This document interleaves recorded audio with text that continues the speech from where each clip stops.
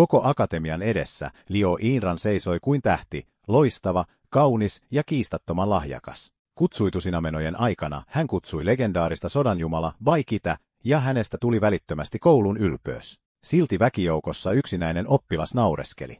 Vain 40% yhteensopivuus, ja te kaikki käyttäydytte kuin hän olisi valittu. Hänen silmänsä muuttuivat kylmiksi kuin pakkanen. Pohjasijoituksen saanut nolla uskaltaa kritisoida minua. Katsojat purskahtivat pilkkaavaan nauruun kohdellen häntä kuin jotain ylimielistä pelleä.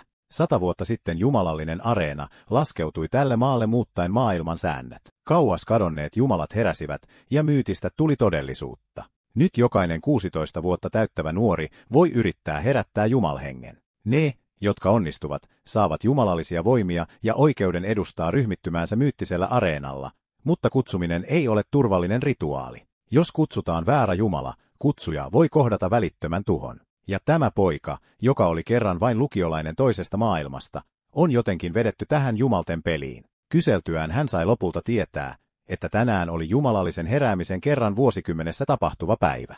Valitettavasti itäisen valtakunnan ryhmittymä oli jo pitkään kärsinyt romahduksen alkuperäisessä jumalalinjassaan. Tämä heikkous oli johtanut toistuviin tappioihin naapurimaassa olevaa sakuraherruutta vastaan myyttisellä areenalla. Juuri silloin kaupungin herra astui lavalle ja ilmoitti juhlallisesti kutsumusrituaalin alkamisesta. Yleisö purskahti. Tämä saattaa olla kauan odotettu hetki, jolloin itäinen valtakunta nousee jälleen. Katsellessaan kutsumismerkkiä kämmenessään, hän ei voinut olla huokaisematta.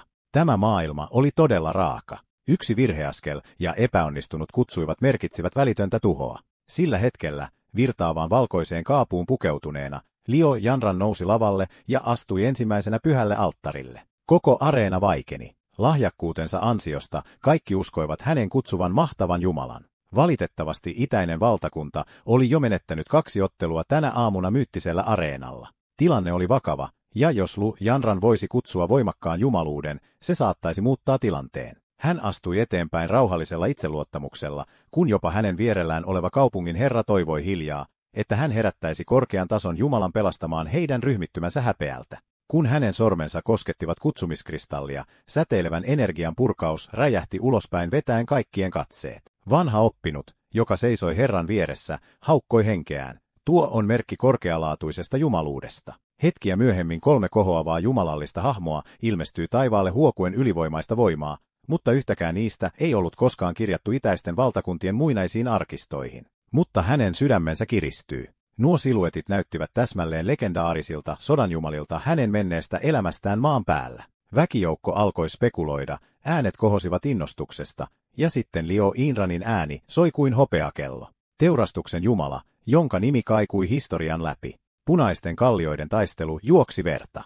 Minä, Liu Yinran, kutsun nöyrästi sodanjumala Baikin laskeutumaan. Vastauksena Baikin jumalallinen muoto alkoi laskeutua taivaista lähestyen hitaasti alttaria. Silti hän ei voinut karistaa hämmennystä. Punaiset kalliot. Eikö Baishi ollut kuuluisa Shampingin taistelusta? Se oli täysin eri aikakausi. Zhou Hoao veti hänet nopeasti syrjään ja kuiskasi karkeasti. Liu Yinran on kuolevaisen lapsi. Miten uskallat tuollaisen perinnön omaavana kyseenalaistaa hänet täällä kaikista paikoista? Lisää ääniä liittyy pilkkaan. Kuka tämä pelle luulee olevansa? Keksimässä hölynpölyä, kuten joku Shampingin taistelu, sitä ei edes ole historiankirjoissa. Hiljainen suru laskeutui hänen sydämeensä. Tämä maailma, sen sivilisaatio oli todella kärsinyt katkoksen. Ihmiset olivat unohtaneet menneisyytensä, verentahraisen perintönsä ja korvanneet sen ontolla myytillä. Sitten tuli kaupungin herran virallinen ilmoitus. Liu Yinran oli saavuttanut 40% yhteensopivuuden kutsuen onnistuneesti S-luokan jumaluuden, murhajumala Sien. Liu Yinran loi katseensa hänen suuntaansa, silmät kylmät ja ylpeät, ikään kuin sanoen hiljaa.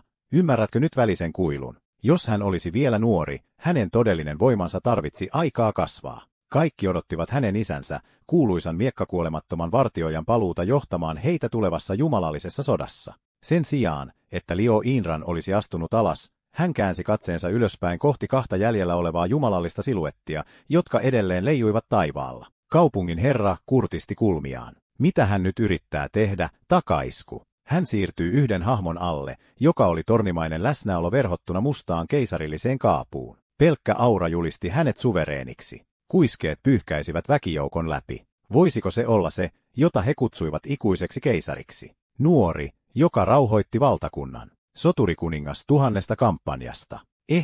Ehkä se on legendaarinen Taizong, mutta hänen tekojensa tiedot ovat nyt vain haalistuvia varjoja. Hän vilkaisi jumalallista patsasta ja pudisti heti päätään. Se ei voi olla Lishimmin. Suetengin aikana keisarit käyttivät kirkkaan keltaisia kaapuja.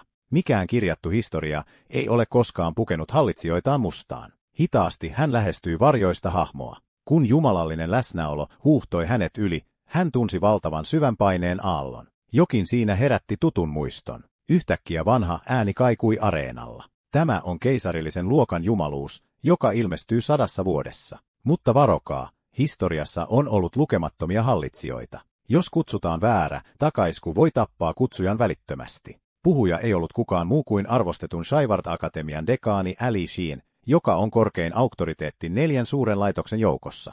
Jopa kaupungin herra astui eteenpäin hälyttyneenä. Liu Yinran, sinä olet valtakunnan tulevaisuus. Emme voi sallia sinun ottavan niin tappavaa riskiä. Mutta Liu Yinran epäröi, hänen katseensa viipyy keisarillisessa hahmossa yläpuolella. Jos hän kääntyisi pois nyt, tämä korkein jumaluus saattaisi kadota maailmasta ikuisesti. Lu Xian puuttui asiaan jälleen päättäväisesti. Emme voi pelata vahvimman tulevan mestarimme kohtalolla. Viipymättä hän antoi hätätilauksen, joka aktivoi 10 arvosta kansallisia kohtalovaroja jumaluuden olemuksen vakauttamiseksi väliaikaisesti. Heidän ainoa toivonsa oli nähdä, jos opiskelija heidän joukossaan voisi tunnistaa Jumalan. Kääntyen kohti kerääntyneitä nuoria, Ali Xinin silmät pyyhkäisivät heidän kaikkien yli. Vaikka historialliset tiedot olivat epämääräisiä, monet uskoivat tämän jumaluuden muistuttavan legendaarista keisari Titsomia. Ja jos se olisi totta, niin tämä jumalallinen läsnäolo voisi olla avain heidän sivilisaationsa elvyttämiseen. Itäinen valtakunta oli jo kärsinyt 2 tuhoisaa tappiota tässä kansallisen kohtalon sodassa, molemmat Sakura-herruuden käsissä. Vielä yksi tappio ja hänen paikkansa myyttisellä areenalla saattaisi olla kadonnut ikuisesti. Ali Xian puhutteli väkijoukkoa vakavalla voimakkuudella. Jos joku teistä tunnistaa tämän jumaluuden, astukaa eteenpäin. Mutta olkaa täysin selvillä, kutsukaa väärä jumala ja kuolette siihen paikkaan. Joten onko kukaan vielä halukas yrittämään? Kuiskeet täyttivät ilman. Monet alkoivat epäillä. Ehkä tämä ei ollutkaan keisari Titsong. Virhe tässä merkitsisi varmaa kuolemaa. Mutta itäisen valtakunnan soturit eivät olleet koskaan tunnettuja pelkuruudesta. Nuori mies huusi, minä teen sen. Taistelen valtakunnan puolesta, vaikka se maksaisi henkeni. Tyttö astui esiin yhtä rohkeasti. Shanyu taikakaupungin akatemiasta, valmis riskeeraamaan kaiken. Lisää ääniä seurasi, opiskelijat huusivat akatemioidensa nimiä ja vakuuttivat tukensa asialle. Valtakunnan puolesta, emme pelkää kuolemaa. Juuri silloin yksi hahmo nosti kätensä ja astui eteenpäin hiljentääkseen melun. Uskon, että tämän jumalan todellinen identiteetti eroaa dekaanin oletuksesta. Lu Shangshen Chinlinchin akatemiasta, minä yritän. Väkijoukko kääntyy ällistyneen hiljaisuuden vallitessa. Eikö se ollut se pelle, joka kyseenalaisti Liu Yinranin aiemmin? So Hao kumartui ja kuiskasi, oletko varma? Yksi virhe, ja olet kuollut. Mutta Lu Shangshen ei vastannut. Sivusta katsoen dekaani Ali Xian tunsi pientä levottomuutta. Mikä merkittävä, nuori mies. Silti hän ei voinut olla kyseenalaistamatta. Ymmärsikö Lu todella tämän keisarin historiaa? Kaiken tutkimuksensa jälkeen ainoa hahmo, joka vastasi tämän jumalan piirteitä, oli keisari Taizo. Siitä huolimatta hän nyökkäsi vastahakoisesti. Voit yrittää, mutta ole tietoinen riskistä. Liu hymyili vaimeasti. Jätä se minulle. Mitä tulee riskiin, ei ole mitään harkittavaa. Tiedän tarkalleen, kuka tämä keisari on. Sakura-valtakunnan vastakkaisilta katsomoilta kuului naurun aaltoja. Katsokaa tuota narria, niin innokas kuolemaan ja luulee olevansa jonkinlainen sankari. Mutta luun takana idän valtakunnan puolelta kuului riemuhuutoja, jotka lauloivat hänen nimeään järkkymättömällä ylpeydellä. Hän ojensi kätensä ja asetti sen kutsumiskristallille. Seuraavalla hetkellä alttarilta räjähti loistava, purppuranpunainen valo, niin sokaiseva, että väkijoukon oli suojattava silmiään. Liu Yinranin ilme muuttui välittömästi. Mitä? Laukaisiko hänkin tuntemattoman korkean tason jumalan? Olisiko tämä pelle voinut herättää jotain vielä vahvempaa kuin minun? Sekura-valtakunta oli ällistynyt. Purppuranpunainen valo. He olivat aina uskoneet, että oranssi oli korkein jumalainen arvo. Oliko olemassa arvoa vielä senkin yläpuolella? Jopa Spearhold-liittovaltion delegaatio puristi leukojaan turhautumisesta. He eivät olleet nähneet yhtäkään keltaista jumalallista valoa, ja nyt he olivat todistamassa purppuranpunaista valoa. Dekaani Mishanin ääni oli syvä ja vakaa. Tämä on SSS-luokan Jumalan aura. Tunnetut jumalalliset arvot ovat valkoinen, vihreä, sininen, purppura ja oranssi. Mutta harvat tajuavat, että oranssin takana on yksi kielletty taso, purppuranpunainen. Kaupungin herra seisoi järkyttyneenä. SSS-luokan Jumala, voisiko sellainen Jumala todella olla olemassa idän valtakunnan unohdetussa historiassa? Mutta Li Shen kavensi silmiään ja mutisi. SSS-arvo on vaimitta Jumalasta, ei kutsujasta, ja tämä poika ei ole edes alkanut näyttää täyttä voimaansa. Jopa Liu Yinran näytti ällistyneeltä. Eikö hän ollut vain epäonnistunut opiskelija? Ja silti hän kutsui esiin voiman, joka oli vahvempi kuin mikään, mitä hän oli koskaan nähnyt. Valossa muodostuva valtava hahmo säteili kauhistuttavaa jumalallista painetta, läsnäoloa, joka näytti julistavan, että voitto palaa valtakuntaan. Lu Xian haukkoi henkeään tunnistettuaan hahmon. Taistelukirves, titaani, joka ulottuu taivaisiin. Voisiko se olla Xing Tian, muinainen sotajumala? Lu Shangshan virnisti vaimeasti, dekaani pitäisi tietää paremmin. Xing Tian taisteli päätönnä, nähden rinnallaan, puhuen vatsastaan, käyttäen kahta kirvestä raivossa. Tämä olento ei ole Xing Tian. Silti hän ei voinut täysin syyttää heitä. Tämän maailman mytologia oli jo kauan haudattu, unohdettu. Ehkä siksi hänet oli tuotu tänne paikalle. Sitten hänen äänensä kaikui pyhän alttarin poikki juhlallisena ja kaikuvana. Alussa Pangu jakoi taivaat ja muovasi maailman. Vaikka hänen ruumiinsa kaatui, hänen sielunsa pysyy ikuisena. Lu Shangshen Chinlinchin akatemiasta kutsuu nöyrästi luojajumala Pangua laskeutumaan. Väkijoukko haukkoi henkeään epäuskoisena. Luojajumala, minkälainen jumala sen pitäisi olla? Monet idän valtakunnan katsojat näyttivät hämmentyneeltä. Miten Lu Shonking edes tietää tästä Pangajumalasta? Mutta niille, jotka tunsivat muinaiset tarinat, vastaus oli kauhistuttava. Pengu, joka jakoi taivaat ja synnytti maailman, vertaansa vailla oleva olento. Jos Liu voisi todella käyttää Pengun voimaa taistelussa, vihollisella ei olisi edes aikaa anoa armoa. Sillä hetkellä hänen eteensä ilmestyi hehkuva järjestelmäpaneeli. Nimi, Lu Shangshin yhteensopivuus, 1% sidottu jumala. Pangu, kaukana, syvällä kaikkien jumalien temppelissä, jossa jokainen idän valtakunnan jumala luokiteltiin ja kirjattiin. Niiden yläpuolella, korkeimmalla jalustalla, seisoi luojajumala Pangun yksinäinen hahmo.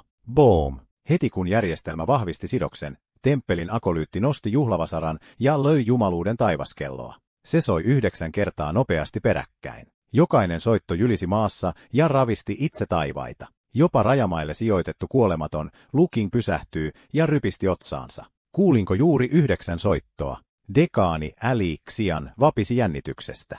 9 soittoa, täydellisyyden jumalallinen luku. Se on ennennäkemätöntä. Hän todella herätti korkeimman jumalan. Jopa Liu Yinran ei voinut peittää järkytystään. Sanotaan, että vahvin koskaan kirjattu jumala laukaisi vain 3, mutta tämä on aivan toisella tasolla. Samaan aikaan Sakura-valtakunnan kannassa puhkesi kaos. Mitä helvettiä? Tuopa kakara idän valtakunnasta juuri herätti korkeimman tason jumalan. Keisari Takura kääntyi viittaan pukeutuneen nuorukaisen puoleen, joka tunnettiin käärmeen pohjaisesta taistelutyylistään. Voitko eliminoida Liu Chamshinin? Mies virnisti. Vaikka hän kutsuisikin korkeimman tason jumalan, hänen yhteensopivuutensa on vain 1%. Hän ei pysty täysin kutsumaan sitä areenalla. Nykyisellä voimallaan hänen murskaamisensa on helppoa. Tämän kuultuaan Takuran katse muuttui kylmäksi. Idän valtakunta on kauan ollut meidän vannautunut kilpailijamme.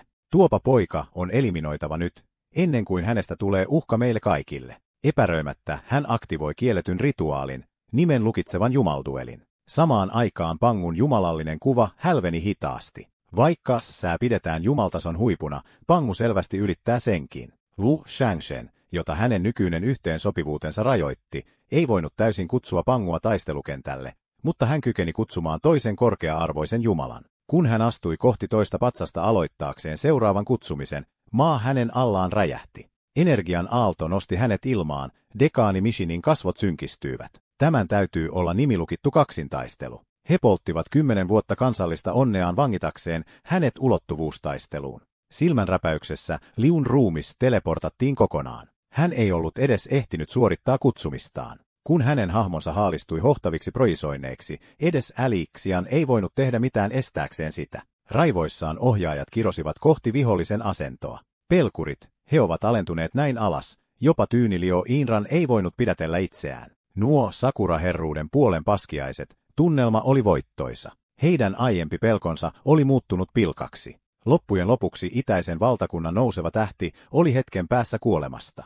Ja jos he voisivat tappaa Liu Changshengin nyt, kaikki 10 vuotta käytettyä kansallista kohtaloa otettaisiin takaisin hänen sielustaan. Muualla miekkapyhimys, Lu King, sai kiireellisen hälytyksen kansallisesta kohtalojärjestelmästä. Hänen avustajansa selitti nopeasti, että Sakura-herruus on juuri polttanut 10 vuotta kansallista kohtaloa aktivoidakseen myyttisen areenan ennenaikaisesti. Heidän tavoitteensa on eliminoida itäisen valtakunnan nouseva tähti ennen kuin hän herää täysin. Sääntöjen mukaan nimilukittu jumalaksintaistelu voi kohdistua vain jumaliin sidottuihin yksilöihin, joiden jumalat ovat S-luokan tai sen yläpuolella. Aloitettuaan kohteen on vastattava. Avustaja pyyhkäisi hikeä otsaltaan. 10 vuotta kohtaloa vain oppilaan tappamiseen. Se on suorastaan ilkeää. Lukinin nyrkki puristui tiukasti. Jos mestarillemme tapahtuu jotain tuolla areenalla, ensi vuonna teräni raivaa polun psysolinnakkeen läpi. 2 minuuttia ja 30 sekuntia myöhemmin Liu Shongqingin hahmo ilmestyi jumalalliselle taistelukentälle. Häntä vastapäätä seisoi suomuisella panssarilla peitetty soturi, käärmejumala Yamato Drokin isäntä. Mies virnisti ylimielisesti. Sinäkö? Tulet lavalle näyttämään tuolta. Nykyisellä voimallasi voisin repiä sinut kappaleeksi hikoilematta. Mutta Lu ei vastannut.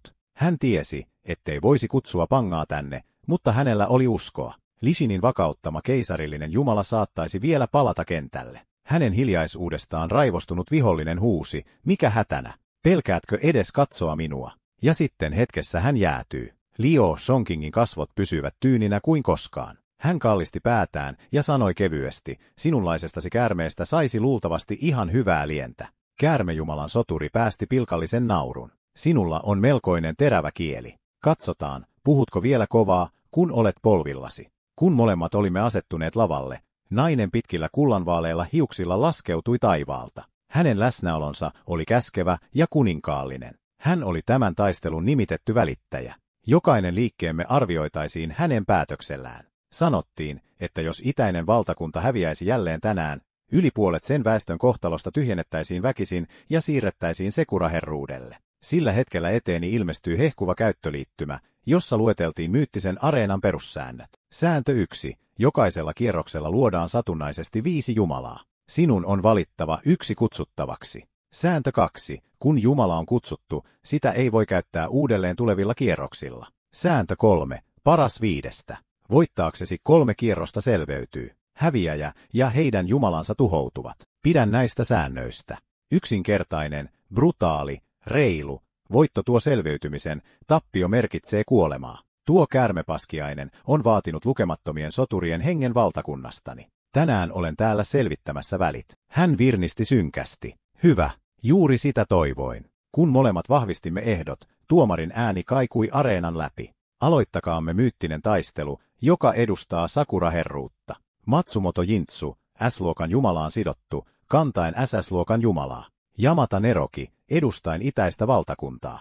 Lu Shangshen, sidottu SS-luokan jumalaan, Panguun, luoja jumalaan. Tuomari päästi heikon viettelevän hymyn. Hän selvästi odotti tätä kierrosta innolla. Seuraavalla hetkellä Yamato Narokin valtava hahmo laskeutui taivaalta kiertyen uhkaavalla voimalla Matsumoto Gentsun takana. Hän virnisti täynnä ylimielisyyttä.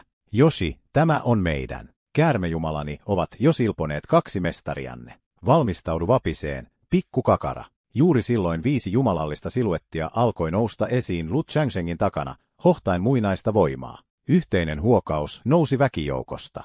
Ei pangua, 1 katkera ajatus kaikui heidän sydämissään. Taivaat ovat hylänneet itäisen valtakunnan, mutta Lun katse lukittui tiukasti tiettyyn keisarilliseen hahmoon 5 joukossa. Tällaista hallitsijaa ei koskaan pitäisi itäisen valtakunnan ihmisten unohtaa, eikä haudata rikkinäisten ennätysten pölyn alle. Katsomosta dekaani Ali Xian huusi kiireesti, Shangshen, tuo keisari, se voisi olla Tang-dynastian Taizong. Liu Yinran epäröi, hänen äänensä oli mietteliäs. Ei, mielestäni se näyttää enemmän minkeisari Zhu Yuanshangilta. Kuultuaan heidät molemmat, Liu saattoi vain pudistaa päätään hiljaa.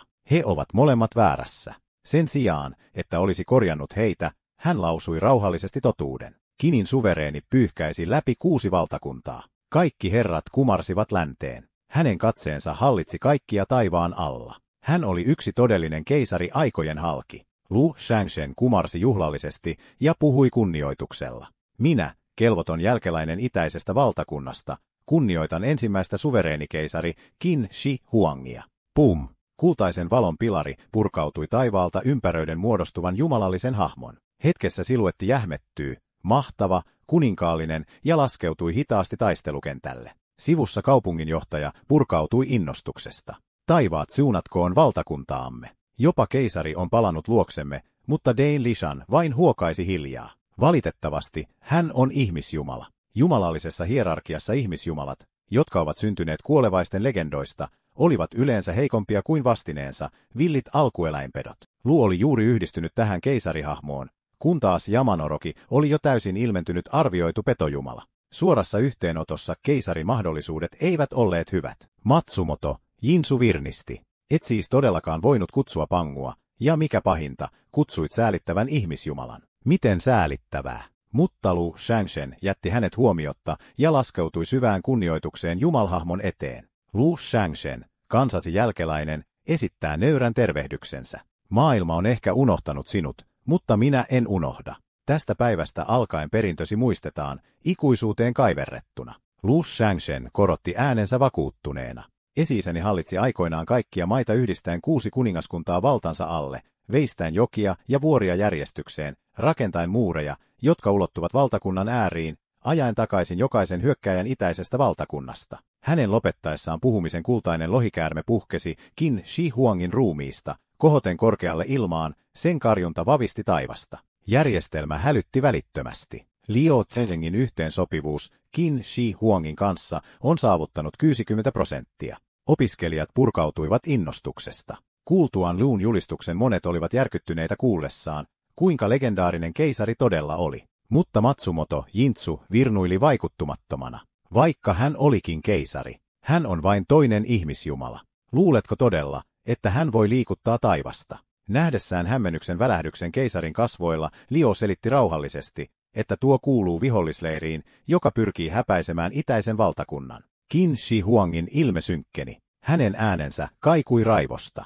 Jokainen, joka uhkaa valtakuntaani, rangaistaan armotta. Sakuraherruuden yleisö nauroi ivallisesti. Isoja sanoja vähäiseltä jumalalta. Unohtiko hän, miten hän repi heidän 2 viimeistä mestariaan? Jentsu virnisti, tyypillinen keisari, aina täynnä uhkarohkeutta. Sitten ranteen heilautuksella Yamatoki syöksyy eteenpäin, sen aura oli sortava. Ihmisjumala haastaa todellisen jumalolennon. Sinulla on pokkaa. Sen myönnän.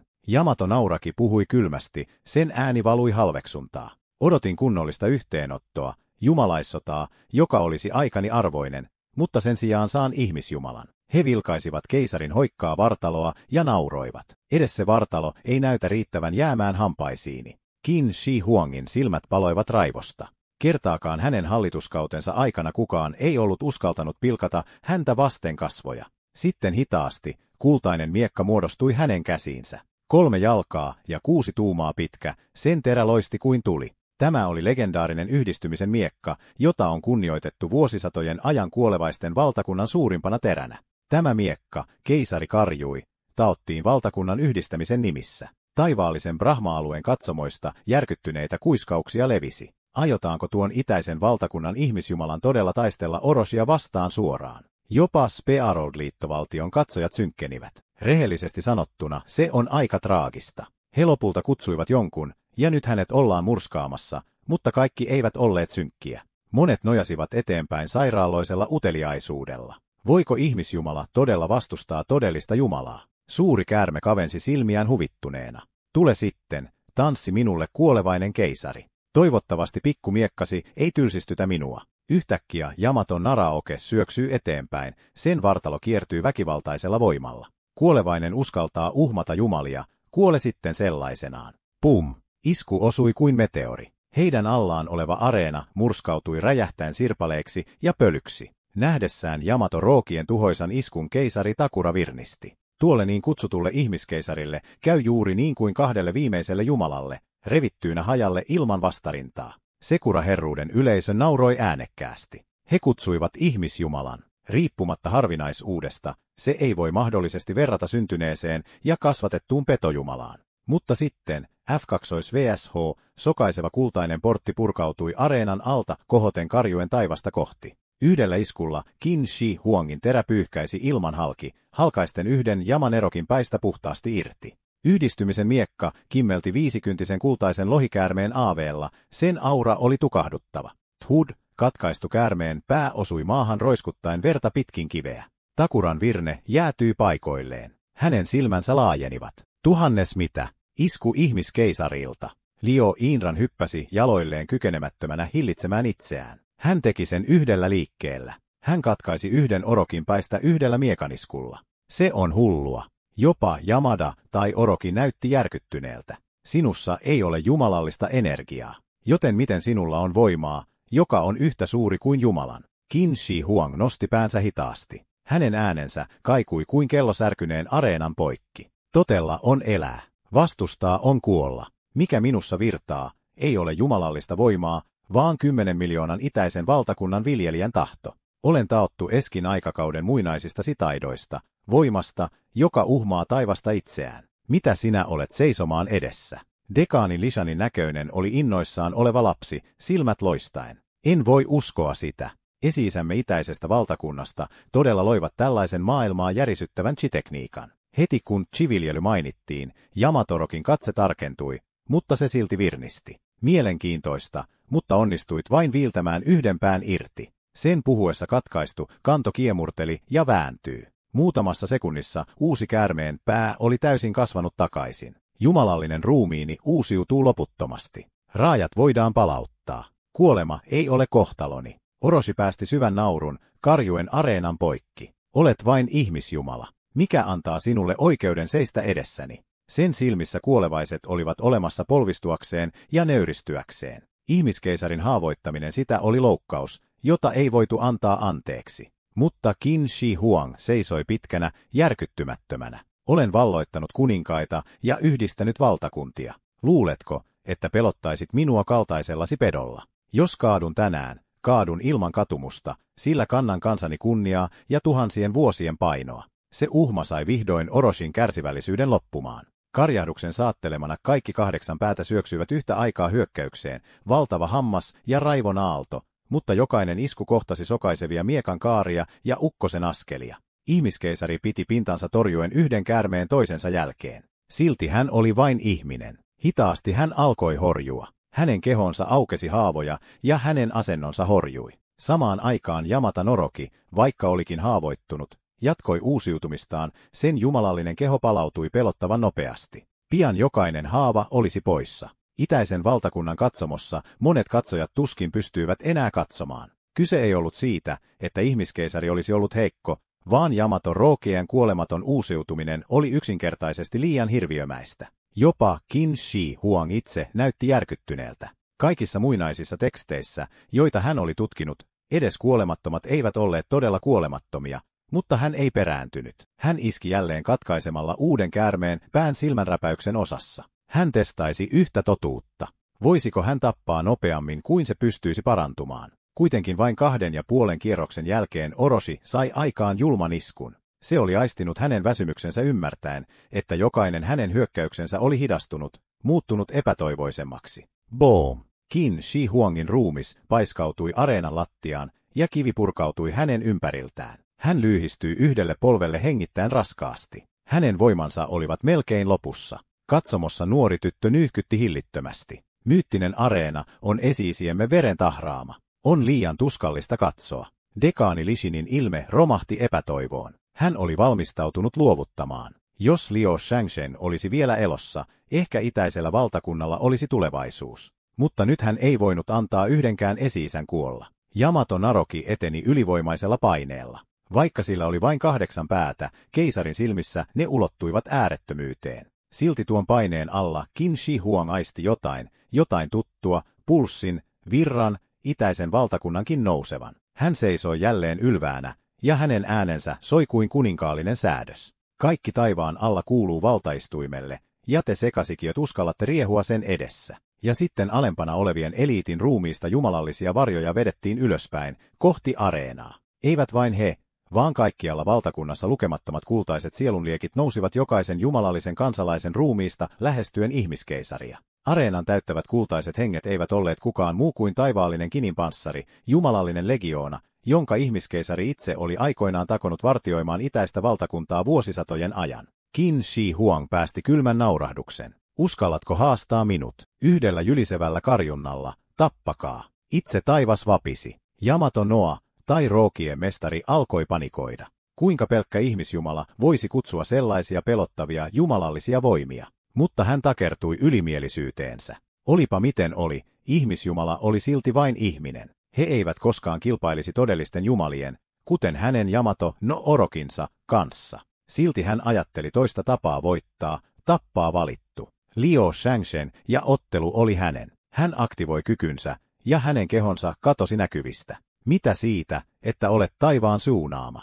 En anna sinun elää tarpeeksi kauan kasvaaksesi. Vuh! Salamannopeasti ulkomainen mestari ilmestyi uudelleen Liu Changshengin taakse. Sekä dekaani Ali Xian että Liu Yanran huusivat varoituksen, takanasi. Kilähdys. Terä hipaisi hänen niskaansa, mutta ei edes onnistunut naarmuttamaan häntä. Liu Shangsheng tarttui heti vastustajansa ranteeseen. Boom! Täydellisellä yli-olan heitolla hän paiskasi vihollisen areenan lattiaan. Yleisö haukkoi henkeään. Hänestä tuli juuri jumalallinen valittu, eikö? Eikö niin? Ja hänen resonanssinsa jumalansa kanssa on tuskin mitään. Kuinka hän voi olla näin vahva? Höhlä.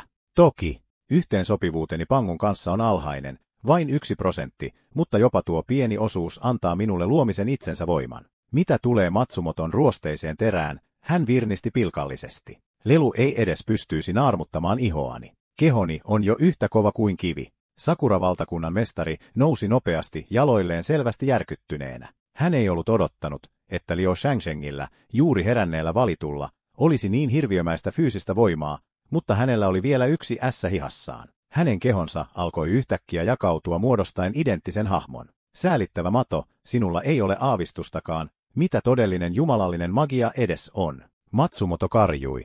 Varjokloonitekniikka. Tässä on ero meidän välillämme. Klooneillani on kaikki voimani. Nyt on 2 yhtä vastaan. Katsotaan kuinka kauan kestät. En tuhlaa sanaakaan. Syöksyin eteenpäin ja tartuin molempiin hänen jalkoihinsa. 1 klooni, 1 alkuperäinen. Boom! Paiskasin 2 ruumista yhteen luita murskaavalla voimalla. Virnistin. On myönnettävä, että assesarvoiset jumalalliset valitut on todella rakennettu eri tavalla. Itäisen valtakunnan yleisö raikui. Jotkut huusivat nimeäni ja tytöt käytännössä heittäytyivät päälleni. Menemme naimisiin. Ei myötäjäisiä, ei ehtoja.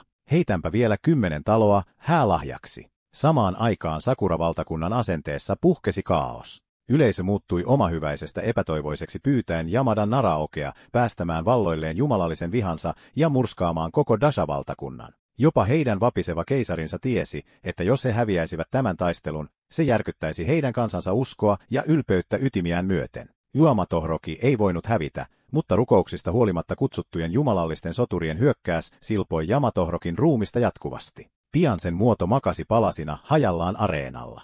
Qin Shi Huangilla oli nyt murskaava etulyöntiasema, mutta taistelu oli kaukana ohi. Vapisten suuri käärme kuiskasi loitsun. Se uhraisi nyt itse Sakura-valtakunnan kansalaisten sielut voimistaakseen kiellettyä jumalallista rituaalia, sen viimeistä mahdollisuutta voittoon. Ja hetkessä riemuitsevat katsojat, jotka kerran huusivat, mene, mene, höyrystyivät ja sulivat pois jumalallisen energian polttavassa kuumuudessa ilman edes aikaa huutaa. Lähes eloton Yamato no Oroki purskahti yhtäkkiä uutta elinvoimaa. Nieltyään uhrattujen katsojien sielut, sen haavat uusiutuivat pelottavaa vauhtia. Muutamassa sekunnissa pedon keho oli täysin palautunut, vahvempana kuin koskaan. Sillä välin olin täysin nujertanut Matsumoto Gentson. Sääntöjen mukaan jumalallisen valitun kaatuessa summon jumala kutsutaan takaisin luomisen portille.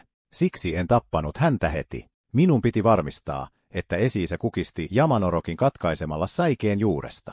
Käärme päästi ilmoille synkän naurun. Tyhmä ihminen, luuletko todella taistelevasi vain minua vastaan? Todellinen vihollisesi on lukemattomat sielut takanani, Sakura-valtakunnan ihmiset.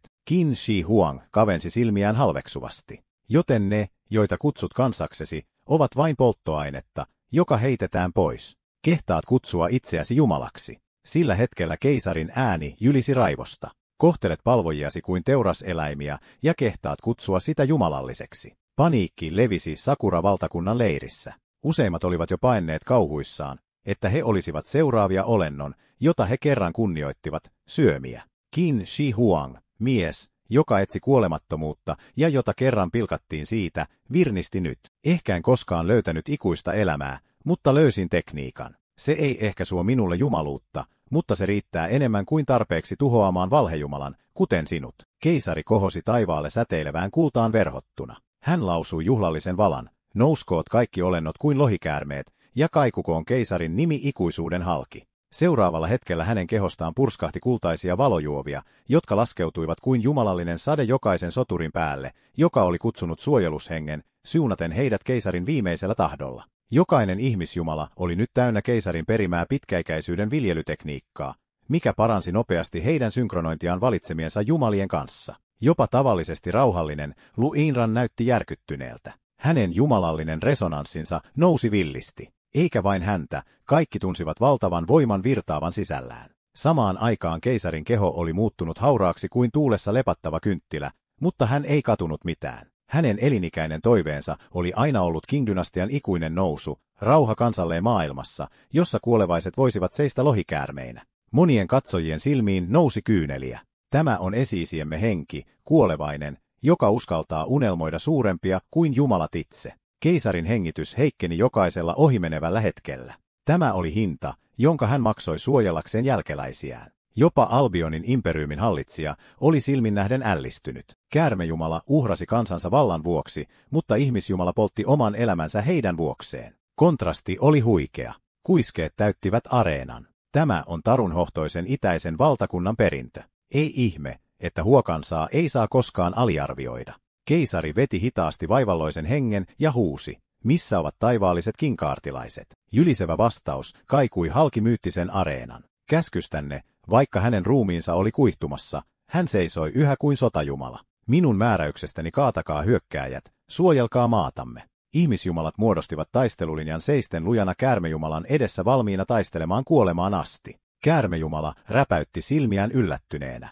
Ihmiskeisarin aura oli lähes sammunut. Silti hän jotenkin kokosi yhä niin valtavan voiman. Terävällä viillolla jumalallisten sotureiden armeija halkaisi käärmeen päät verisiksi kappaleiksi. Vajaat 2,5 sekuntia myöhemmin juuri uusiutunut keho repesi jälleen hajalle ja levisi taistelukentälle. Käärmeen silmissä välähti tappava kiilto. Jos se halusi voittaa nyt, sillä oli enää yksi vaihtoehto, lisää uhrauksia. Toinen aalto, Sakuraidan valtakunnan kansalaisia pelkistettiin hetkessä tuhkaksi. Heidän elinvoimansa imyötyi väkisin polttoaineeksi. Sakura-valtakunnan keisari kalpeni kauhusta. Hän tiesi, että jos tämä jatkuisi, heidän kansansa tyhjennettäisiin luuytimeen asti. Monet uhratuista olivat eliittijumalallisia isäntiä. Koko Sakura-osasto lyhistyi polvilleen anoen käärmejumalaa lopettamaan oman elämänsä. He eivät kestäneet enää menetyksiä. Jotkut jopa kirosivat sitä kyynelten läpi. Itäisen valtakunnan jumalat suojelevat kansaansa, kun taas sinä osaat vain syödä heidät. Lähes pyyhittyään pois, jo vakavasti haavoittuneena ja katkaisussa tarjonnoistaan, käärme katsoi avuttomana, kun sen massiivinen muoto repesi yhä uudelleen hajalle. Tilaisuuden nähdessään keisari nosti kätensä ja alkoi koota säteilevää kultaista energiamiekkaa. Kuuntele hyvin, Yamato Noroki, seuraajasi ovat hylänneet sinut. Nyt sukella minun määräyksestäni. Sillä karjunnalla hän päästi valloilleen teränsä. Kultainen lohikäärme purskahti lävistämällä taivaat ja käärmeen jumalallisen sielun. Siten jumalallisen kaksintaistelun tulos oli sinetöity. Sakura-valtakunta oli kaatunut. Voitto kuului Shinjolle. Yamadan, no Oroshin, kuoleman myötä. Liu Shonking ei nähnyt mitään syytä säästää Matsumoto Gentsonea. On sinun aikasi liittyä häneen. Hän murahti polkien alas terävällä naksahduksella, kun Gentsonen niska napsahti. Aivan näin kerran ylpeä jumalallinen mestari romahti elottomana verilammikkoon. Isäntä nauroi, hänen äänensä oli täynnä jännitystä. Nyt, se oli taistelun arvoinen muistettavaksi. Sitten hän korotti ääntään ilmoittaakseen, Liu Chomsham suuren sian valtakunnasta vastaan Matsumoto Gentson Sakura-valtakunnasta.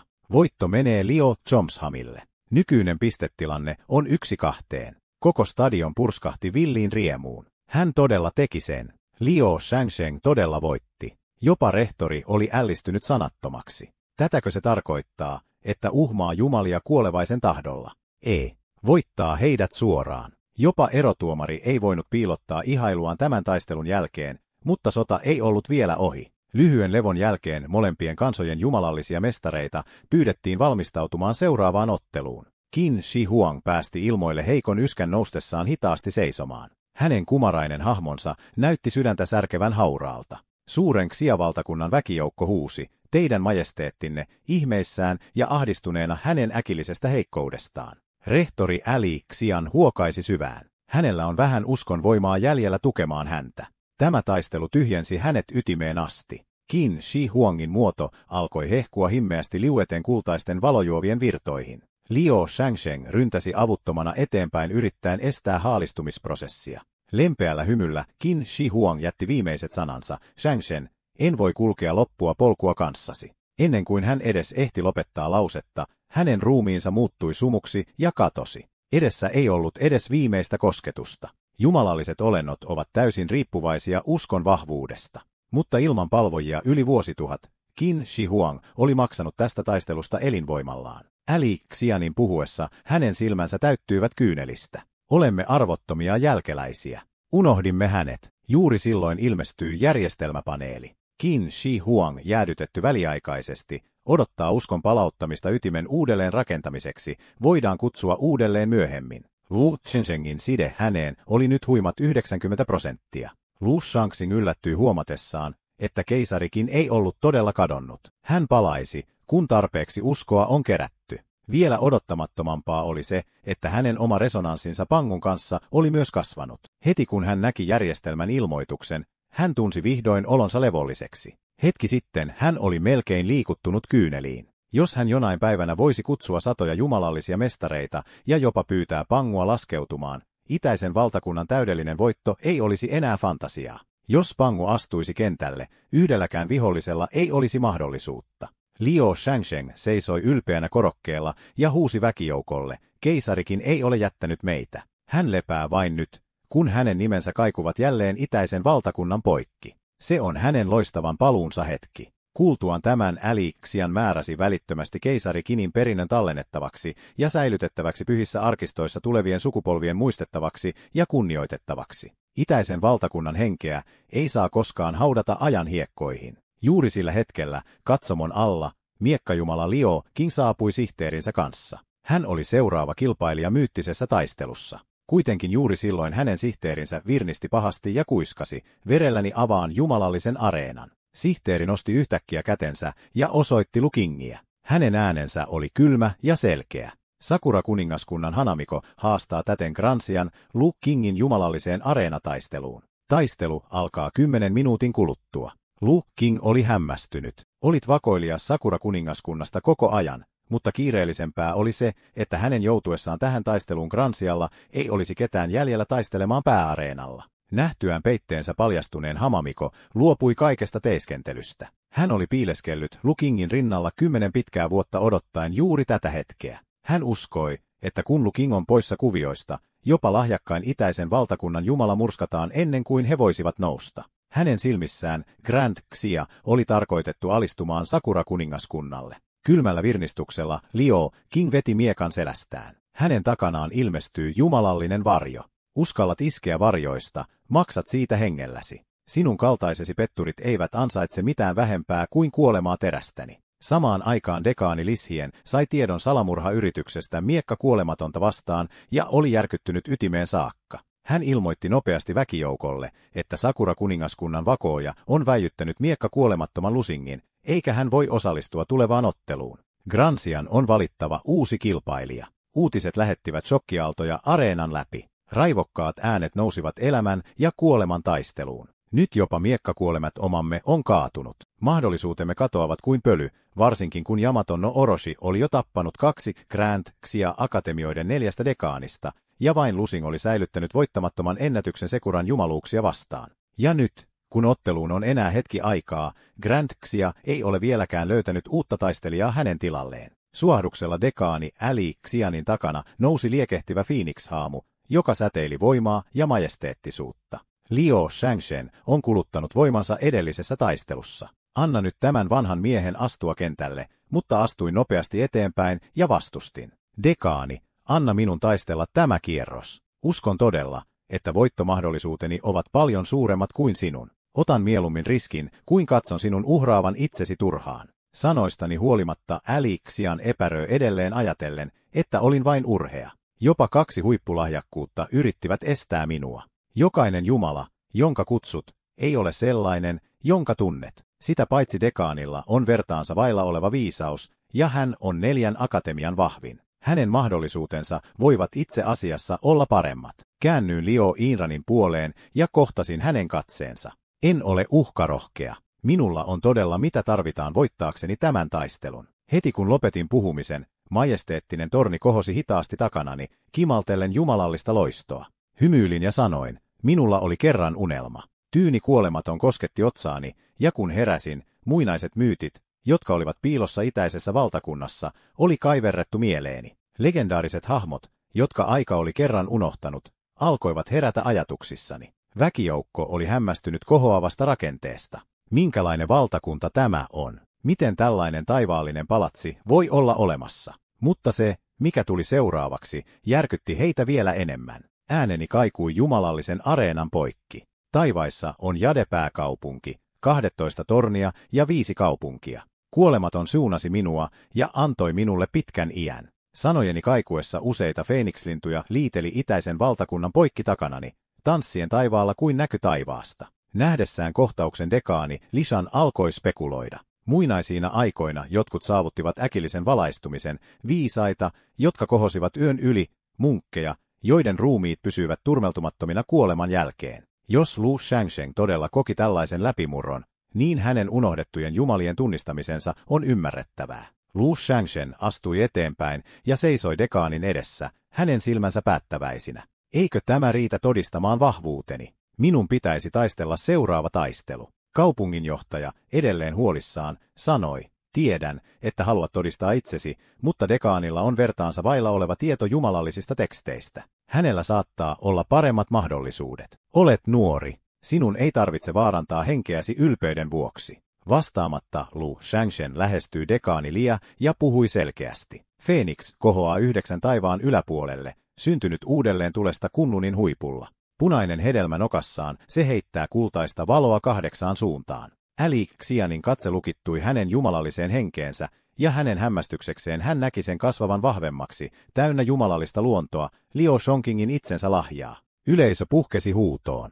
Vasta nyt he tajusivat, että niin kutsuttu Shinlintu oli itse asiassa legendaarinen Phoenix. Sen todellinen nimi on kadonnut aikaan, ja nyt sen paljasti Liu Shangsheng. Liu virnisti himmeästi. No, kuinka luotat minuun? Myytit, jotka tunnen, menevät paljon pidemmälle kuin mitä kirjoissa on kirjoitettu. Lopulta dekaani Lee nyökkäsi. Liu Shangsheng, todella siunaus kansallemme. Hän antoi Lulle merkin levätä ennen seuraavaa taistelua, mutta Lu Shangsheng ei palannut paikalleen. Sen sijaan hän käveli Lu Yanranin luo. Vakaalla, voimakkaalla äänellä hän sanoi, nyt on sinun vuorosi. Herra Vun pelkäsi läpi ajan. Shongqingin taistelussa jopa jumalat vapisivat. Rautaratsuväellä ja kultaisilla keihäillä pyyhkäisit läpi 6 kuningaskuntaa ja sait demonit itkemään. Välittömästi jumalallinen valo, joka ympäröi Liu Yinranin kutsumaa jumalaa, Bai Kita, leimahti rajusti. Tukahduttava tappamisaikomus täytti ilman. Jälleen kerran Liu oli täyttänyt Jumalan jumalallisella luonteella. Tällä kertaa sotajumala silällä. Joka kerta kun hän teki niin, hänen oma elinvoimansa ehtyy yhä nopeammin. Kaikki olivat ällikällä lyötyjä.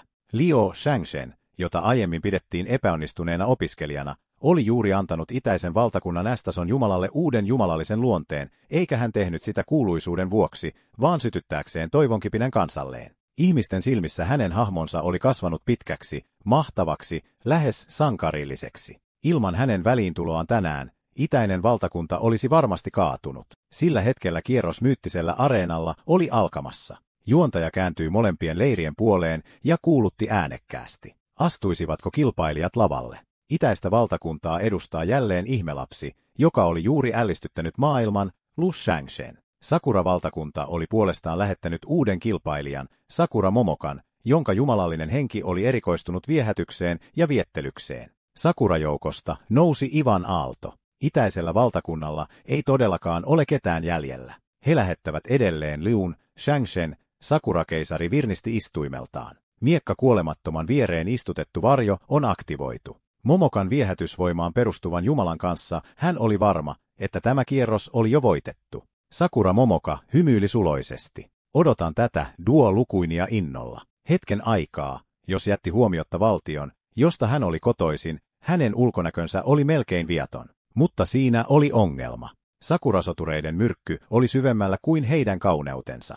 Itäisen valtakunnan katsomoissa lukemattomat nuoret miehet lumoutuivat hänen ulkonäöstään. Heidän katseensa olivat hämmentyneitä.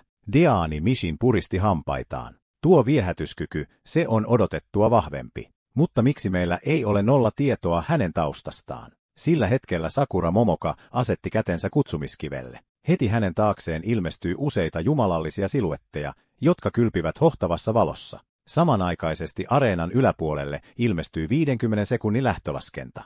Momoka vilkaisi Lu Changzhengiin, joka ei ollut vielä kutsunut jumalaansa, ja virnisti leikkisästi. Mikä hätänä, Lu Kuan? Oletko vieläkin poissa tolaltasi? Eikö sinun pitäisi kutsua jumaluuttasi jo nyt? Itäisen valtakunnan yleisö kasvoi näkyvästi ahdistuneeksi. Aikaa on alle minuutti jäljellä. Mitä hän odottaa? Pitäisi kutsua jo. Samaan aikaan Momokan rituaali oli jo päättynyt. Hänen takanaan seisoi upea hahmo, jolla oli 9 huojuvaa pyrstöä. Hänen läsnäolonsa oli elegantti ja vaarallisen viettelevä. Britannian kuningaskunnan katsomoissa useat sivustakatsojat haukkoivat henkeään. Kuka tämä jumalallinen olento on? Hän on aivan henkeä salpaava. Jopa Indra-alueen stoalaiset munkit punastuivat. Sillä hetkellä kun tuo kettueläin ilmestyy, hän herätti tunteita, joiden he uskoivat jo haudanneensa. Tätä erityistä jumaluutta ei ollut koskaan aiemmin nähty lavalla, jättäen koko areenan tietämättömäksi hänen henkilöllisyydestään. Mutta Lu Shangzhen päästi vain ilmoille rauhallisen naurahduksen. Aivan kuten hän odotti, hän oli kutsunut Tamamonomea, Sakuran 3 suuresta jokaikuningattaresta voimakkainta, joka oli vertaansa vailla kauneudessaan ja viehätyksessään. Kun hänen henkilöllisyytensä oli vahvistettu, Lun ei tarvinnut enää epäröidä. Vain 30 sekuntia jäljellä, hän teki siirtonsa. Hän painoi hitaasti kätensä kutsumiskristallia vasten. Seuraavalla hetkellä hänen silmänsä laajenivat hieman. Hän ei ollut odottanut kutsuvansa häntä. Vahvalla äänellä hän lausui, Marsalkka Tianpong, porttien vartija. Rautapanssari loistaa kylmänä auringossa. Hänen haravansa murtaa kaikki viholliset. Hänen 36 muodonmuutostaan valloittaa jokaisen koettelemuksen. Tällä kertaa Liu oli herättänyt Marsalkka Tianpengin, Shu Ganglain, legendaarisen villisian soturin.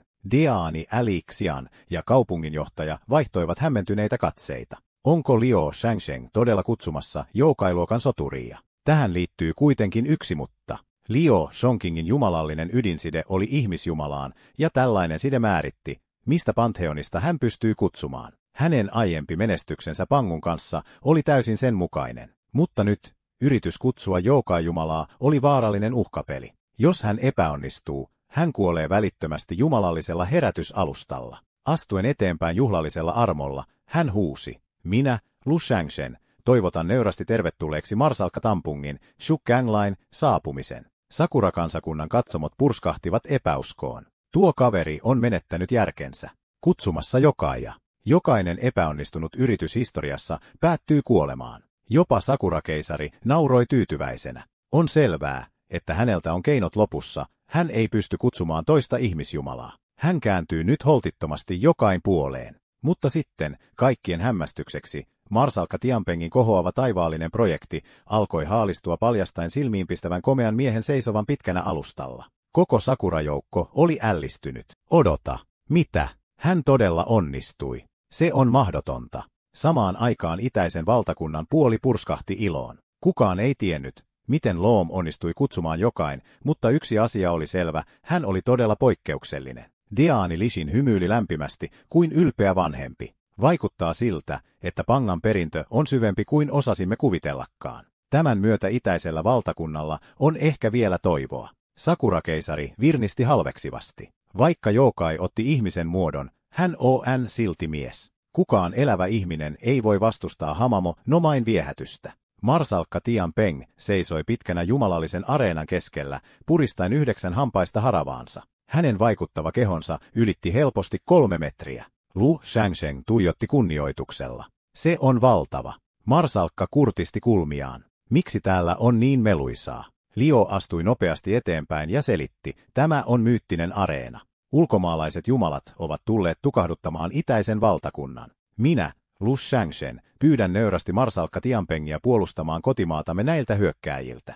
Mutta hänen yllätyksekseen marsalkka kutisti rennosti massiivisen aseensa ja työnsi sen maahan. Olen saanut tarpeekseni verestä ja sodasta. Olen aina halunnut vain nauttia kuutamosta ja rauhasta ja seurata häntä hiljaa. Mitä tekemistä ulkomaalaisilla jumalilla on minun kanssani? Äänekkäästi puuskuttaen hän kääntyi ikään kuin kävelläkseen pois alustalta. Liu huusi epätoivoisesti. Marsalkka, taistelkaa edes kerran idän valtakunnan puolesta. Tianpeng murahti ja kaiveli korvaansa.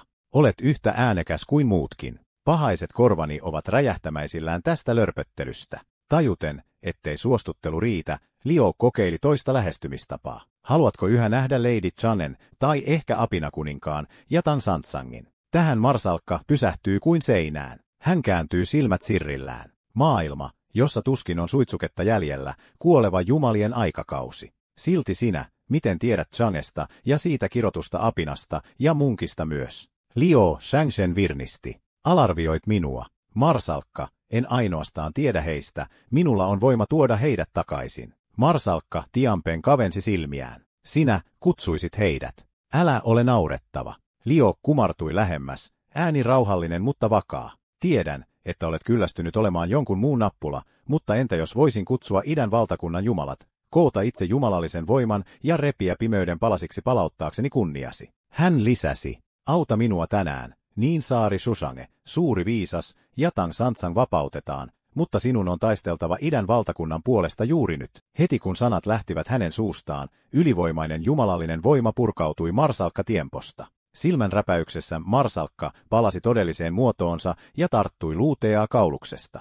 Kehtaat leikkiä kanssani. Vanha sika ei lankea halpoihin temppuihin. Marsalkan valtava käsi kiristyy luuen kaulan ympärillä, mutta luu sai nopeasti änkytettyä. Odota, ennen kuin murskaat minut, katso jumalallista suojelijaani. Punainen aura puhkesi eloon hänen takanaan, kuva Pangusta, luomisen alkujumalasta. Luu haukkoi henkeään. Päästä minut irti, tai kuolen vakavasti tänne. Tianpong jäätyy. Pangu, ylin, hitaasti hän hellitti otteensa. Hänen katseensa muuttui, nyt täynnä vastausahakoista kunnioitusta. Joten se on totta, olet todella kutsunut Pangun. Näyttää siltä, että todella aliarvioin sinut. Luu päästi kuivan yskän ja sai aikaan rasittuneen hymyn. Joten marsalkka, oletko halukas taistelemaan nyt? Sillä hetkellä selköys palasi Zhugonglian silmiin. Hänen katseensa nyt rauhallinen ja päättäväinen. Jos jopa suuri Pangu on uskonut sinuun, niin minäkin uskon. Nimeä vain kohde. Tämä vanha sika murskaa kenet tahansa osoitat.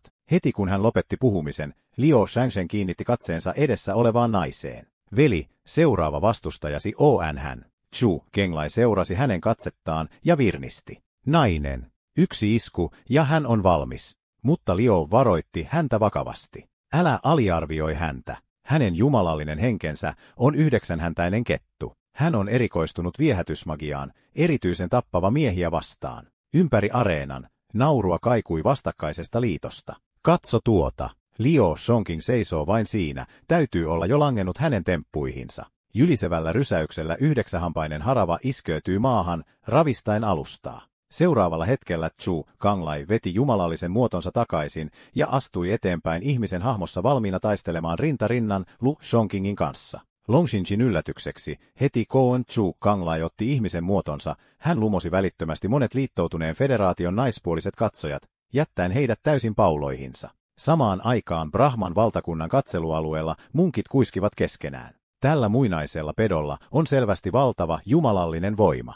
Pale Empire-alueella vanhempi mies mumisi. Mietin, voiko tämä uroshenkieläin vastustaa Hamamon viettelevää viehätystä.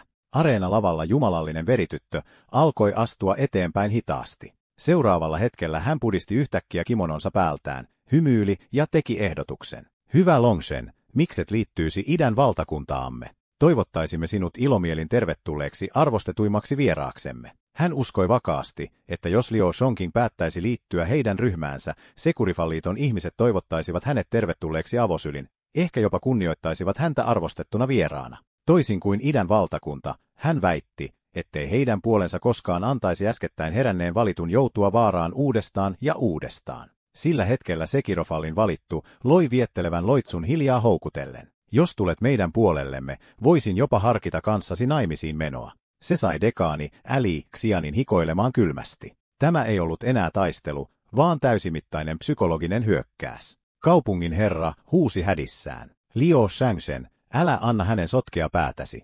Liu Shangsheng tunsi hänen lumouksensa painon. Se oli vahva, vaarallisen vahva. Jos ei hänen järkkymätön tahtonsa, hän olisi saattanut jo langeta hänen viehätyksensä alle. Jopa idän valtakunnan ihmisten joukossa, jotka ovat yleensä raivoisia ja anteeksiantamattomia, monet punastuivat nolostuneina. Jos jo kaukaa katsoessa heidät ahdisti, miten Lu voisi vastustaa läheltä? Mutta hänen vastauksensa oli selvä. Hän kieltäytyi liittymästä Secure Fall-liittoon. Vastakkainen valittu ei selvästikään ollut valmis luopumaan. Lu ei vaivautunut vaihtamaan enempää sanoja.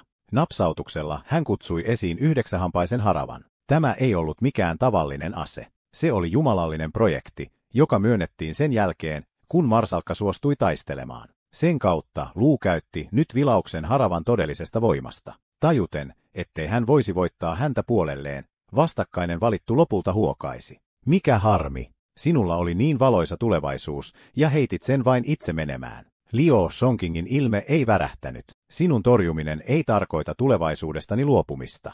Edellisessä elämässäni modernin historian luennolla professorini kertoi minulle kerran voimakkaan totuuden. Arvokkuus on vain terän reunalla. Totuus on olemassa vain tykin kantaman sisällä. Nuo sanat jäivät mieleeni. Jos jatkaisin perääntymistä ja konfliktien välttämistä, ruokisin vain vihollisteni ylimielisyyttä ja laittomuutta.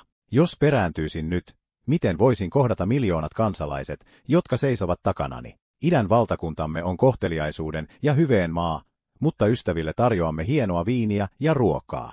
Vihollisille vain terästä ja tulta. Idän valtakunnan yleisö puhkesi jyliseviin suosion osoituksiin. Arvokkuus on vain terän reunalla Secure Fall-liittoa vastaan. Vastaamme luodeella ja terillä. Kun valmistauduin taisteluun, takanani olevat suosion osoitukset yltyivät jälleen. Ne, jotka uskaltavat haastaa idän valtakunnan, rangaistaan riippumatta siitä, kuinka kaukana, ja niiden yläpuolella soi uhmakas laulu. Lu Shangsheng, veitsenterävä ja taipumaton. Samaan aikaan kaukaisissa Pantheonin saleissa nuori poika lakaisti käytävää. Yhtäkkiä kultainen valo sai hänet siristämään ja horjahtamaan taaksepäin, kykenemättä avaamaan silmiään. Hän katsoi järkyttyneenä, kun idän valtakunnan kansallinen kohtalo kohosi ylöspäin hänen silmiensä edessä. Kauhuissaan hän kiiruhti ilmoittamaan siitä esimiehilleen. Takaisin taistelukentällä kaksintaisteluni oli alkanut. Hyppäsin ilmaan ja heilutin 9 piikkistä haravaa murskaavalla voimalla. Vastustajani vastasi tappavalla viimeistelyliikkeellä, Yamabukin kukkien tuhkasade, pajunlehtien siroilu. Hänen vuuhkansa kimalteli lumoavaa auraa, mutta en pysähtynyt edes sekunniksi. Aseeni iski suoraan siihen vuuhkaan valtavalla voimalla. Sakura-valtakunnan jumalaisen taktiikon kasvoille nousi kylmä hiki. Uutta tulokasta, jolla on tämä voimataso, ei saa päästää elämään. Hän sulki vuuhkansa, ja hänen silmänsä terävöityivät murhanhimoisesti. Hänen seuraava siirtonsa lopettaisi tämän taistelun. Hänen kätensä liikkuivat nopeasti muodostaen sinettejä. Ninjutsu, varjokloonitekniikka, hän huusi. Silmän räpäyksessä Sakura Momosta ilmestyi useita versioita kentälle. Jokainen klooni tuntui kiinteältä, erottamatonta todellisesta. Hän virnisti sisäänpäin. Entä jos voitit Matsumoto Gintsonin? Olet vain lihaskimppu. Et voi koskaan ymmärtää todellisten tekniikoiden eleganssia. Liu Shongqingin kulmat kurtistuivat. Hänen loitsujen huolintansa ylitti huomattavasti Matsumotonin. Tämä ei ollut aukko. Hän pystyy kuromaan umpeen pelkällä raalla voimalla. Yhtäkkiä hän pudottautui alas. Terät välkkyivät hänen vetäessään miekkansa esiin yhdellä sujuvalla liikkeellä. Nitten Ishiru, tyhjyysviilto, hän karjui päästään valloilleen sukunsa salaisen miekkatekniikan, joka on periytynyt sukupolvien ajan. Liu Shongqingin silmät laajenivat lähestyvän iskun edessä. Tällä hetkellä hän tajusi, ettei ehkä pysty torjumaan tätä. Swoosh! Miekan energia osui häneen suoraan lähettäen hänet lentämään rikkinäisen leijan tavoin ilmassa. Onneksi Liu Shongqing reagoi juuri ajoissa. Ennen kuin miekanisku ehti osua, hän vetäytyi nopeasti välttäen kuolettavan iskun. Siitä huolimatta isku pudotti hänet maahan. Sakura-valtakunnan väkijoukko purskahti halveksivaan nauruun. Vasta herännyt tulokas luulee voivansa voittaa Sakura-momomme. Mikä vitsi! Jopa Sakura-momo itse näytti olevan vaikuttamaton. Hän oli odottanut pitkittynyttä taistelua, mutta nyt voitto näytti olevan jo varma. Yksi hänen klooneistaan virnisti, katsotaan, miten väistät seuraavan. Swish, swish, swish. Miekaniskujen ryöppy satoi alas kuin terien myrsky. Liu Shangshen katsoi alas laskeutuvaa tulitusta tyynipaineesta huolimatta. Hän tiesi, ettei enää ollut minnekään paeta. Ota haravani, hän karjui kanavoiden kaiken jäljellä olevan voimansa yhteen tuhoisaan iskuun. Tämä ei ollut vain raakaa voimaa. Se oli täynnä Teampinchin 36 taivaallisen muodonmuutoksen koko painoa. Jos tämä ei toimisi, mikään ei toimisi. Isku kohosi kloonien ohi ja iski suoraan Sakura Momon todelliseen kehoon, yllättäen hänet täysin. Sakura-yleisö vaikeni. Kannustushuudot kuolivat, ja niiden tilalle tuli epäuskoisia henkäyksiä. Sakura Momo näytti selvästi hämmentyneeltä. Hän ei keksinyt, miten Liu Shangshen oli nähnyt hänen lävitseen hänen valepukunsa. Hänen kloonitekniikkansa oli lähes täydellinen. Tavalliset ihmiset eivät koskaan huomaisi mitään. Samaan aikaan, taistelukentän toisella puolella, Tama Minome väläytti viettelevän hymyn ja tarjosi marsalkka Tianpongille valinnan, polvistu nyt, ja hän antaisi hänen todistaa hänen kauneuttaan. Yleisö pidätti hengitystään miettien, voisiko tämä itäinen jumalainen soturi vastustaa hänen ylivoimaista viehätysvoimaansa. Mutta Tianpingin mielessä nousi esiin vain yksi kuva, Chane. Häneen verrattuna tämä kettutyttö näytti täysin groteskilta. Hän sanoi kylmästi, haiseva vanha kettu kuten sinä. Kova ei. Tamamo Nome jäätyy. Koskaan elämässään häntä ei ollut kutsuttu rumaksi, saati sitten porsaan demonin toimesta. Ennen kuin hän ehti toipua, Tianpeng syöksyi eteenpäin kuin tykinkuula. Väkijoukko purskahti, senkin siannaamainen friikki, katso itseäsi ennen kuin kutsut ketään muuta rumaksi. Voimakkaalla haravan heilautuksella Tianpung kiski, mutta Tam Noumea onnistui viime hetkellä tekemään takaperinvoltin väistääkseen. Hän vastasi nopeasti muodostaen nopeita käsimerkkejä. Hänen sormenpäissään muodostui violetti energiaorb, joka ympäröi hänen kätensä. Tulet maksamaan siitä, mitä juuri sanoit, hän murisi. Tamaomonome alkoi lausua hiljaa, loitsun, joka päästi valloilleen hänen perimmäisen tekniikkansa. Samanlainen kuin legendaarinen taivaankappaleen laajeneminen, se sai hänen ruumiinsa paisumaan hirvittäviin mittasuhteisiin. Yhdellä polkaisulla hän melkein pudotti marsalkka Tianfongin tasapainosta. Tämä on minun taivaallisen demonin vihani. Hän karjui silmiensä loistaessa. Tunne minun raivoani. Hänen jättimäinen muotonsa kohosi kuin vuorisäteilen ylivoimaista painetta.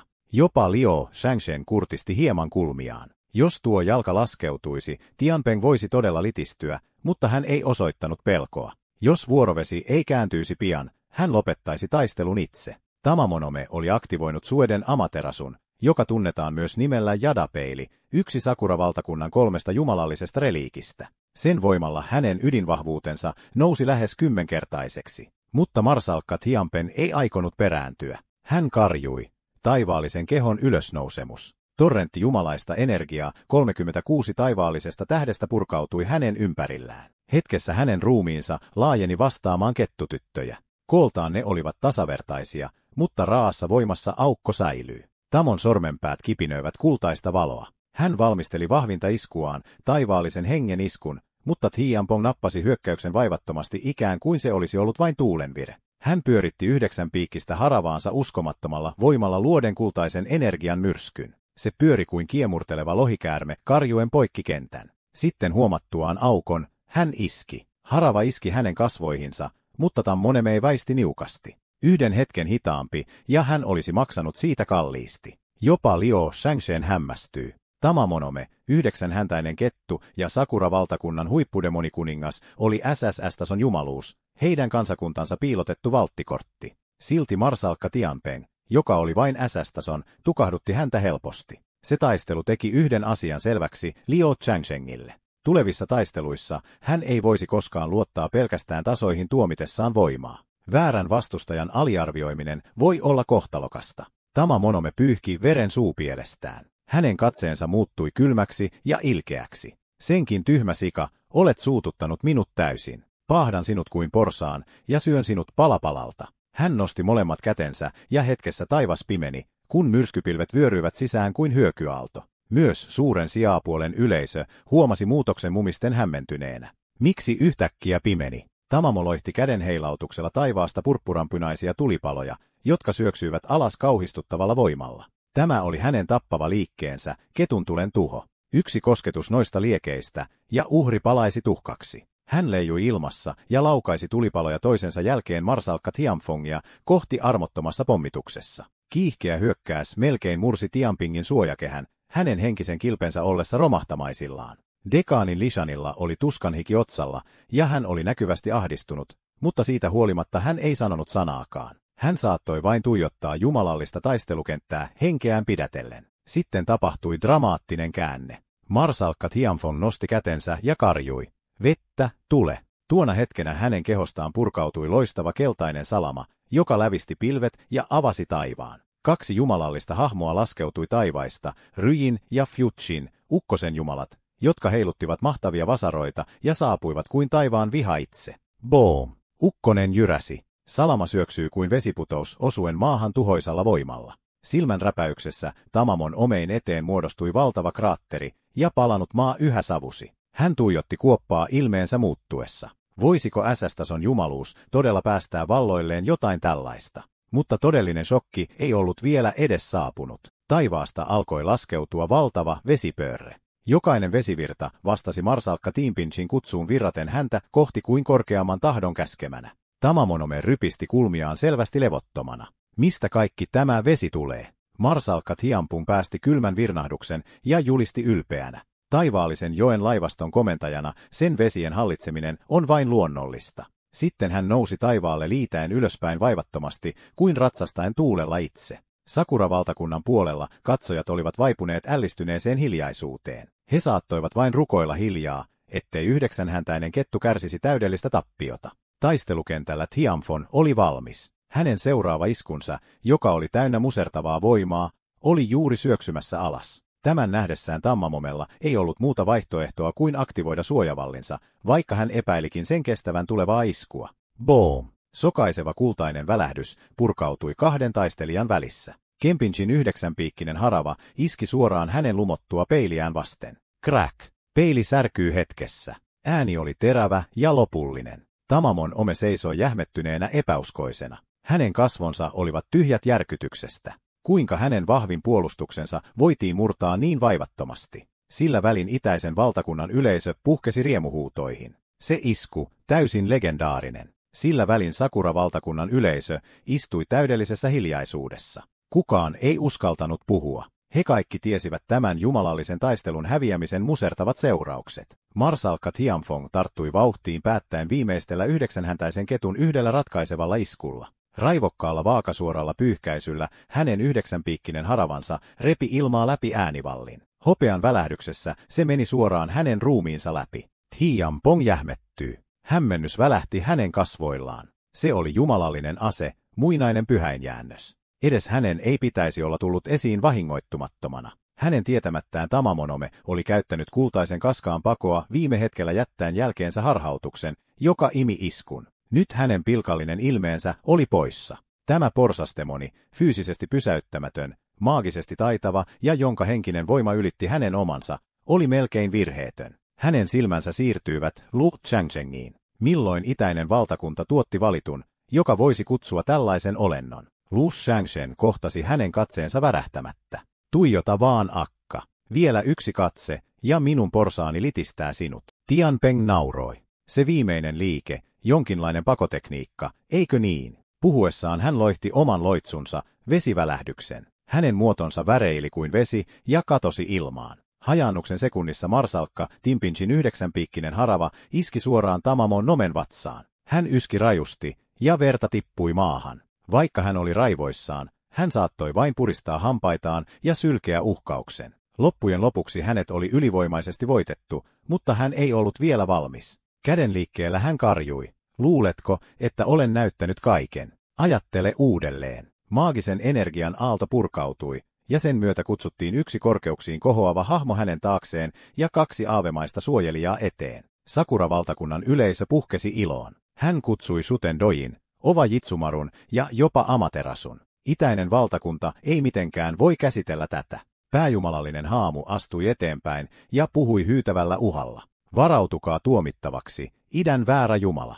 Yhdellä eleellä hänen eteensä ilmestyy leijuvia miekkoja, jotka pyörivät tappavalla tarkoituksella. Haamu liittyy mukaan. Heidän yläpuolellaan taivas pimeni, kun lukemattomat hyökkäykset sataa alas kuin jumalallinen myrsky, mutta marsalkka Tianping pysyy tyynenä. Hänellä oli vielä yksi viimeinen ässä hihassaan. Välähdyksessä hän aktivoi tehokkaimman tekniikkansa, 36 taivaallista muodonmuutosta. Hänen muotonsa muuttui liitäväksi kotkaksi, joka pujotteli miekkasateen läpi vertaansa vailla olevalla ketteryydellä. Saavutettuaan hyökkäysalueen ulkopuolelle, marsalkka Tianpeng palasi ihmismuotoon mutisten itsekseen, vakavasti. Etkö voi voittaa, joten kutsut sivuhenkesi apuun. Siitä huolimatta hän ei osoittanut pelkoa kutsuttuja jumalallisia henkiä kohtaan. Tamamonome melkein nauroi raivosta. Sinä itsepäinen sika, otat raskaimmat iskut vastaan ja silti jauhat paskaa. Etkö ole väistellyt koko tämän ajan? Tianpeng lukitsi katseensa häneen. Väistely. Minä. Se oli taktista manööverointia. Opi ero. Sitten hän karjui vielä kerran. Taivaallisen ruumiin ylösnousemus. Hänen ruumiinsa paisui jälleen korkeuksiin kohoavaksi, ja hänen 9-piikkinen haravansa kasvoi hänen mukanaan, nyt tarpeeksi suureksi peittääkseen taivaan. Tällä kertaa hän oli valmis päästämään valloilleen äärimmäisen liikkeensä, taivaallisen joen hyökyaallon, pyyhkäisemään pois kaikki vihollisen kutsunat yhdellä iskulla. Jumalalliset vedet sataivat alas kuin tuomio taivaista. Aaveet, jotka olivat ympäröineet Temenomenaa, katosivat heti, kun ne koskettivat sitä. Yksi jäljellä oleva henki väisti tuskin pehmeitä vesiaaltoja, selvästi kauhuissaan kosketuksesta. Hampaitaan kiristäen jumalallinen varjo kirosi. Millainen demoni tämä sika on? Miksi hänellä on loputon valikoima kykyjä? Äärirajoille työnnettynä henki raivostui. Energia aaltoili väkivaltaisesti hänen ympärillään, kun hän valmistautui päästämään valloilleen tappavimman hyökkäyksensä Tianfongia vastaan. Marsalkka Tianfong katsoi ylös, ja heti useita purppuranpunaisia tuliaaltoja syöksyy alas kuin putoavat tähdet sulkien kaikki mahdolliset pakoreitit.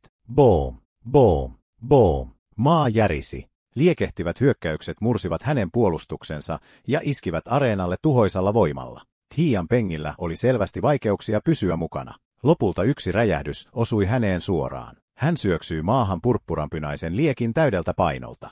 Sakura-valtakunnan väkijoukko puhkesi euforiaan. Se on jumalallinen ihme. Amaterasun ylin taivaallinen taide, edes porsastemon ei voi selveytyä siitä.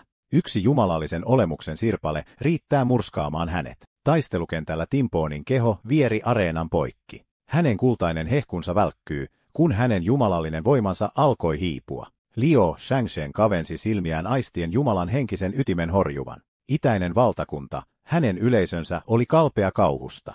He eivät voineet uskoa Tianpongin kaatuneen. Amaterasun hahmo lähestyi hitaasti katsoen alas Tianpongiin kuin hylättyyn ruumiiseen. Olet vain peto, hän sanoi kylmästi. Kuinka uskallat haastaa jumalallisen tahdon? Mutta juuri silloin Tianpeng, puoliksi raunioihin hautautuneena kuiskasi, puhtauden sydän, herää, ja energiaryöppy syttyi uudelleen. Hitaasti hän nousi seisomaan, hänen ruumiinsa hehkui jälleen kultaa. Jopa Amaterasu oli hämmästynyt. Mitä? Tämä sika on yhä pystyssä. Varoittamatta jättiläiskäsi puhkesi halkeilleesta areenasta syöksyen suoraan yläpuolella olevaa jumalallista hahmoa kohti. Taistelukentällä jättiläiskäsi puristui tiukasti Amaterasun hahmon kurkun ympärille. Jumalallisen hahmon silmät laajenivat järkytyksestä. Hänen jumalallinen voimansa hupeni nopeasti, eikä hän voinut enää päästää edes valon pilkahdusta. Chu Kanglai virnisti paljastaen torahampaansa. Joo, olen sika, mutta en ole koskaan ollut kenenkään karja. Bam! Äkillisellä iskuilla hän ajoi Amaterasun hengen kovaa maahan. Katsomosta kuului hurraa-huutoja. Kukaan ei odottanut tämän demonijumalan olevan niin ovela. Teiskennellen heikkoutta ja toteuttaen sitten murskaavan vastahyökkäyksen kirurgisella tarkkuudella. Lu Shangsheng seisoi hiljaa katsellen näytelmää. Nuo iskut vain sytyttivät koko itäisen valtakunnan ylpeyden uudelleen. Shu Gonglien voiman alle murskattuna Amaterasun hahmo ei voinut enää pitää kiinni. Hänen muotonsa alkoi liueta sumuksi. Jumalallisen varjon kukistuttua, Chu Kanglai käänsi katseensa Tamamonomea kohti. Hän oli unohtanut, kuinka brutaalisti hän oli pieksänyt hänet aiemmin. Nyt on kostamisen aika. Väm! 9-hammasinen harava piiskasi ulos kuin giljotiini leikaten Tamamonomen alas paikan päällä. Taistelun päättyessä Chu Kanglierin kultainen hehku haalistui. Hänen muotonsa palautui hitaasti marsalkka Tianpengiksi, seisoen pitkänä ja voittoisana areenalla. Taistelun päättyessä Liu Shangshen astui eteenpäin kumartaen kunnioittavasti. Tervetuloa takaisin, marsalkka. Palasit voittoisana. Mutta yllätyksekseen marsalkka Tianpeng nosti kätensä ja sanoi käheästi, pysy kaukana minusta. Äkillinen torjunta iski Liu Shangsheniin kuin kylmä tuuli. Mikä häntä vaivaa? Tianpeng laskeutui hitaasti polvilleen. Hänen jumalallinen hehkunsa oli haalistunut täysin. Hänen voimansa oli poissa. Yleisö haukkoi henkeään järkytyksestä. Huoli väreili jokaisilla kasvoilla, kun yleisö aisti, että jokin oli syvästi vialla. Vasta silloin Liu Shangsheng tajusi, että Tianpeng ei halunnut hänen näkevän häntä tässä lyödyssä tilassa. Shangen silmissä hän oli aina ollut suuri ja mahtava soturi. Silti syvällä sisimmässään hän kantoi vain katumusta. Jos olisin ollut rohkeampi silloin, olisivatko asiat päättyneet eri tavalla? Raskaasti hengittäen Tianpeng antoi Liu Shangshengille viimeisen toiveensa. Jos hän kuolisi, etsi hänen vanhempi veljensä ja mestarinsa ja tuo heidät hänen haudalleen, jotta he tietäisivät, ettei hän ollut pelkuri. Mutta Liu Shangsheng pudisti päätään. Ei, hän sanoi päättäväisesti, kerrot heille itse. Hän kääntyi katsomoon, ja siinä juhlallisessa hetkessä itäisen valtakunnan ihmiset nousivat yhtenäisesti seisomaan ja kumarsivat langenneelle Jumalalle, joka oli taistellut heidän puolestaan kaikin voimin. Heti kun Liu Shangsheng puhui, dekaani Lishin ymmärsi heti hänen aikeensa. Hänen ilmeensä muuttui päättäväiseksi. Käskyttävällä kädenliikkeellään hän määräsi, kaikki valmistavat välittömästi jumalallista ravintoa marsalkka Tianpengille. Samaan aikaan taistelua lähetettiin suorana lähetyksenä ympäri itäistä valtakuntaa. Kun ihmiset näkivät, että Tianpeng oli heikentynyt ja tarvitsi ravintoa, he ryhtyivät toimeen pakaten arvokkaita ruokia ja uhrilahjoja rynnäten lähettämään ne jumalille kunnianosoituksina. Syvällä Pantheonin pyhissä saleissa valtava villisikaa muistuttava siluetti ilmestyi hitaasti jumalallisen valon ympäröimänä. Se oli Zhuge Genglai. Hänen silmänsä, jotka olivat kauan suljettuina uneen, avautuivat hitaasti hehkuen säteilevää voimaa. Seuraavalla hetkellä hänen aavemainen muotonsa ilmestyi Pantheonin tasolle, joka oli varattu vain SS-tason jumaluuksille. Vain todellisilla voiman ja kunnian jumalilla oli oikeus seisoa siellä.